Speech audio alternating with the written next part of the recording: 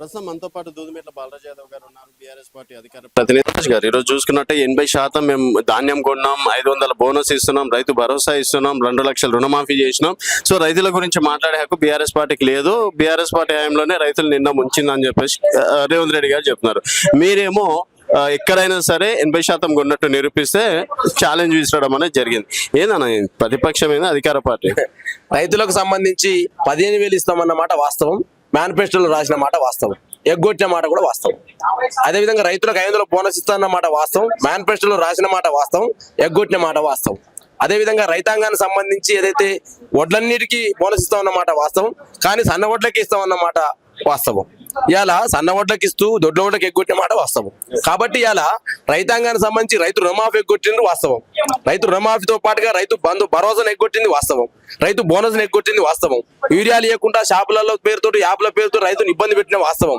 ఇన్ని వాస్తవాలు చెప్పిన రేవంత్ రెడ్డి గారికి ఒక నోబెల్ బహుమతి ఇవ్వాలి. అంటే ఆస్కార్ అవార్డు కావాలన్నాడు కదా, అంటే సోనియా గాంధీ ఇచ్చినటువంటి ఆస్కార్ అవార్డు ఉంటుందా, ఈ రేవంత్ రెడ్డి గారికి ఇన్ని అబద్ధాలు ఆడుతున్నందుకు ఒక ఆస్కార్ అవార్డు ఇస్తే బాగుండని అనుకుంటా ఉన్నాను. ఇవాళ దేశంలో ట్రంప్, తెలంగాణలో కంపు నూరున్నటువంటి రేవంత్ రెడ్డి.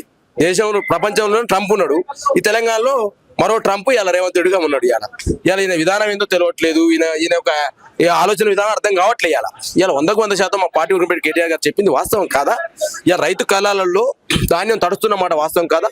అకాల వర్షాలకు టార్పిల్లు లేక, అదేవిధంగా సంబంధించినటువంటి వరి సంబంధించినటువంటి క్లీనర్లు ఏదైతే ప్యాడీ క్లీనర్ లేక, అదే విధంగా ఒడ్డు కొనుగోలు లేక, ఇలా ఏదైతే ట్రాన్స్పోర్ట్ వ్యవస్థ లేక, మిల్లర్లు దిగుమతి చేసుకోలేక, అనేక రకాలుగా 30 రోజుల నుంచి 40 రోజుల వరకు రైతులు ధాన్యాన్ని కళ్ళలో పోసి ఇబ్బంది పడతా ఉంటే, ఇంకా కూడా ఈ ప్రభుత్వం ఇంకా నిమ్మకు నీరెత్తనట్టు వ్యవహరిస్తూ, ఇంకా దొంగ అన్నట్టు మేము గొంతున్నాం అని అంటున్నారని చెప్పేసి మాట్లాడుతూ ఉన్నారు. నువ్వు వేసినటువంటి రైతుల ఖాతాలో వేసినటువంటి డబ్బులేని 5,000 కోట్లు వేసినని మాట్లాడుతా ఉన్నావు. నువ్వే ముఖ్యమంత్రి గారు చెప్తా ఉన్నారు, రైతుల ఖాతాలో కొనగాల్సిన ధాన్యానికి ఉన్న ఖర్చు ఎంత? 23,000 కోట్లు కావాలి. 23,000 కోట్లు కొనాల్సిన ధాన్యాన్ని 23,000 కోట్లు కొనాల్సిన ధాన్యాన్ని 5,000 కోట్లు వేసి నువ్వు కొన్ని అని చెప్పేసి మాట్లాడితే రేవంత్ రెడ్డి గారు అబద్ధాలని నీ లెక్కల రూపంలో చెప్తున్నావు. మళ్ళీ నువ్వు వాస్తవాలుగా అబద్ధాన్ని వాస్తవాలుగా చెప్పేసి మాట్లాడుతూ ఉన్నాడు. కాబట్టి ఇలా 100% ధాన్యం కొనుగోలులో ఈ ప్రభుత్వం విఫలమైంది. ఇవాళ రైతులు మాట్లాడుతూ ఉన్నారు. ఆ రైతాంగానికి భరోసా ఇస్తుంది BRS party working president KTR గారి నాయకత్వం. ఇవాళ ప్రతి బీఆర్ఎస్ పార్టీ కార్యకర్త గులాబీ సైనికుడు అన్ని కళ్ళాలలో ఉంటూ రైతాంగానికి భరోసా ఇస్తూ ఇవాళ రైతుకు అండగా ఉంటుంది బీఆర్ఎస్ పార్టీ ప్రభుత్వం. ఇవాళ రైతులు అని చెప్తా ఉన్నారు కదా, గతంలో ఇంత ఇబ్బందులు లేకుండే, గతంలో రైతులు కేసీఆర్ గారు గవర్నమెంట్ రైతుల దగ్గర ధాన్యం మంచి కొనుగోలు చేసేవాళ్ళు, మద్దతు ధర ఇచ్చేవాళ్ళు. ఇలా మిల్లర్లు అండి తరుగు పేరుతోటి సుమారు 10 కిలోలు తీస్తా ఉన్నారు. ఒక లారీ మీద నగరికల్ కాన్స్టిట్యున్సీలో 50,000 రూపాయలు మిగిల్చుకుంటా ఉన్నారు. అంటే సుమారు ఒక రోజులో 30 నుంచి 50 లక్షల రూపాయల దోపిడీ జరుగుతా ఉంది నగరికల్ కాన్స్టిట్యున్సీలో. ఇవాళ ఎమ్మెల్యే తన అనుయులకు పాడి ఏదైతే మన పాడి ప్రొక్యూర్మెంట్ సెంటర్లు ఇచ్చి, వాళ్ళ ఎమ్మెల్యేలు ఓడిపోయిన వాళ్ళు, సర్పంచులు ఓడిపోయిన వాళ్ళు ఉన్నట్టయితే వాళ్ళకి పాడి సంబంధించిన ప్రొక్యూర్మెంట్ సెంటర్లు ఇచ్చి ఒక దోపిడికి తెరలేపుతున్నారు ఎమ్మెల్యేలు. అది చేతగా చూసేందుకు ఏమైనా ముఖ్యమంత్రి గారు నిరంతరం నోరు సంపాదించుకొని కేటీఆర్ గారిని, కేసీఆర్ గారిని తిట్టడం కోసం ఉపయోగపడుతున్నాడు, హరీష్ రావు గారు తిట్టడం కోసం ఉపయోగపడుతుంది తప్ప, ఇవాళ నువ్వు నీ ఎమ్మెల్యేలు ఏం చేస్తున్నారో ఒకసారి తెలుసుకో. కింది స్థాయిలో మిల్లర్లు ఏం చేస్తున్నారో తెలుసుకో, రైతులు ఏ ఇబ్బంది పడుతున్నారో తెలుసుకో. ఈయన రైతు పెట్టిన ఎవరు రైతు పెట్టావు?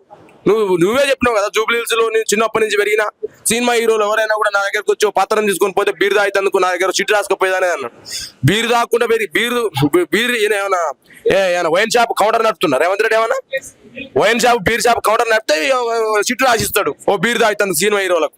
నేను అంటా ఉన్నాను ఇవాళ జూబ్లీహిల్స్ క్లబ్ లో పెరిగితే రైతుల గురించి తెలుసు. ఈయనకు సినిమా హీరోలకు ఒక బీరు రాసినకు చిట్టు రాసిస్తున్నాడు. ఈయనకి ఏం తెలుస్తుంది? బీర్ల కష్టాలు, బీర్ల బాధలు తెలుస్తాయి, సినిమా హీరోలు బీరు తాగే తెలుస్తాయి తప్ప రైతుల బాధలు తెలియవు. కాబట్టి ఇవాళ 100% ఇవాళ రేవంత్ రెడ్డి ప్రభుత్వం రైతాంగాన్ని ఉసురు పోసుకుంటా ఉంది. ఇలా అయితే రామచంద్ర అనే పరిస్థితికి వచ్చి రైతాన్ని తెలియజేస్తా ఉన్నా. డిజిటల్ మెంబర్షిప్ ఎట్లా ఉండబోతుందన్న? అంటే గతంలో 60 లక్షలు, ఈసారి పెరిగే ఛాయిసెస్ ఉన్నాయా లేదా? 100% ఇవాళ డిజిటల్ మెంబర్షిప్ అనేది ఒక వినూతనమైన ప్రక్రియకి బీఆర్ఎస్ పార్టీ పూనుకున్నది. ఆ క్రమంలోనే మా పార్టీ వర్కింగ్ ప్రెసిడెంట్ ఇన్ఛార్జీలు కూడా ఇలా అందరినీ కలవడం జరిగింది.